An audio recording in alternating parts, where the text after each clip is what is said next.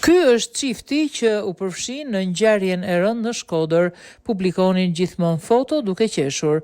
Personat që shihni në foto janë çifti amerikan Brandon Saporito, 57 vjeç, dhe Sandra Saporito, 54 vjeç, të cilët u përfshin në një ngjarje të rëndë kriminale në qytetin e Shkodrës. Ngjarja ndodhi rreth orës 10:15 në një banesë të marrëmeqëra në lagjen Atë Shqefën Gjeçovi, ku çifti po qëndronte gjatë vizitës së tyre në Shkodër. Sipas informacioneve paraprake, Brandon Saporito, i cili dyshohet se ka qenë nën efektin e alkoolit, ka marrë një mjet prerës dhe ka goditur me thik bashkëjetuesen e tij duke i shkaktuar vdekjen në vend. Gjatë aktit të dhunës, autori ka pësuar edhe vetë lëndime në duar të shkaktuara nga mjeti i prerës që ka përdorur.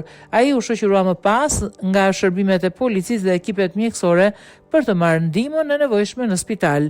Çifti publikonte në rrjetet sociale foto dhe video nga vende të ndryshme që vizitonin.